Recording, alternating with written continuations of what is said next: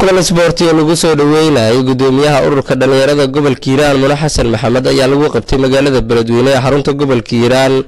kulanka ay ka soo qayb galeen kooxo matalaya xaafadaha kala duwan ee magaalada iyo ururka dhalinyarada ayaa kooxyo ka soo qayb galay waxa la gudoonsiiyay abaalmarino iyo koob loogu talagalay soo dhaweynta Muna Xasan Maxamed gudoomiyaha ururka dhalinyarada gobolka Hiiraan oo kulanka soo dhaweynta ka hadashay ayaa waxa ay u mahadcelisay dadkii soo agaasimay kulankan iyo kooxaha ka soo qayb galay. Bismillahir Rahmanir Rahiim aniga gudoomiyaha ururka dhalinyarada gobolka Hiiraan waxaan aad ugu faraxsanahay maanta in dhalinyarada reer Hiiraan ee xaafadaha kala duwan ka soo qayb gashay munaasabadan ciyaaraha isdhexgalka ee ugu magac darnay isdhexgalka dhalinyarada gobolka Hiiraan gaar ahaan magaalada Beledweyne ee xaafadeeda kala duwan maanta aan ku soo gabagabeynay garoonkan weyn aad u jeedaan bulshada kala duwan ay nagala soo qayb gashay waxaan ugu mahadcelinaynaa dhalinyaradii soo dhabar adeegtay ee ka qayb qaadatay jiroonigan iyo guddigii maanta soo xil saaray iyo guud ahaan dhalinyarada gobolka Hiiraan oo isku xil saartay inay qabato xoojiyaan isdhexgalka dhalinyarada gobolka Hiiraan dhalinyarada gobolka Hiiraan meel walba ay joogto waxaan leeyahay midnimada deeqo horumarana deeqo isdhexgalana deeqo isboortigan wuxuu koob ka yahay xaqiiqda isboortigu wuxuu koob ka yahay isfahanka bulshada isdhexgalka dhalinyarada Soomaaliyeed maanta waa horumarkii ayaan cagta saarnay waxaan rajaynaynaa inaan horumarta ka balaaran sameeyno dhalinyaraduna isdhexgalaan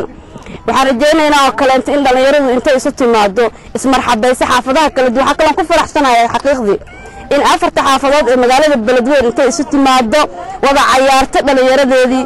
ismarxabeeyaan isu soo lugeeyaan aad ay farxad gelinaysa xaqiiqdii dadka gobolka ee saliimka ahna wanaaga jecelna aad ay ugu farxayaan waxaan leeyahay meel walba aad joogtiin dhalinyarada gobolka Hiiraan farxad ku noolaada intaan joognana howlo fara badan aan qaban doonaa hadduu Ilaahay yiraahdo waxaan ka shaqeyn doonaa qaabkii dhalinyarada Soomaaliyeed gaar ahaan dhalinyarada gobolka Hiiraan kuwa gobolka magaalada Beledweyne jooga intaan isu keenno uga shaqeyn lahayn horumarka iyo midnimada iyo nabadda si loo soo celin lahaa waan iskaashanaynaa iskaashi buuxaan iskaashan doonaa insha Allah hadduu Ilaahay yiraahdo waxaan idinku baaqayaa inaad midnimada xoojisaan midnimada gobolka Hiiraan gaar ahaan dhalinyarada Soomaaliyeed ee gobolka Hiiraan ka soo jeeda waa muqaddas markasta waxaan leeyahay wanaaga aan wada raadino xumaanta aan iska reebno isboortigu wuxuu koob ka yahay in nabad la raadiyo koob ka yahay in nabad lagu wada noolaado koob ka yahay haddii isboorti jirin nabad ma jirto dhalinyaradan xaafadaha kala duwan ka timid maanta aad ka aan ugu faraxsanahay qabiil ma ahan caqabad kale ma jirto waa walaalo way isla dhashan way isla dheelayaan way isla marxabeynayaan sidoo kale waxa goobta ka hadlay qaar kamid ah kabtanada kooxaha matalaya xaafadaha kala duwan ee magaalada Beledweyne aad faraxsanahay dareenkayga ma soo koobi karo maadaama aan ku guuleystay koobkii oo lagu maamuusay koobkii lagu maamuusay gudoomiyaha dhalinyarada gobolka Hiiraan Muna koobkii ay noo dhigtay aad ugu mahadsantahay aad ugu faraxsanahay maadaama aan ku guuleystay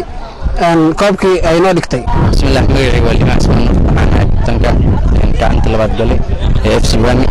socda xaafadda Wadaag waan faraxsanahay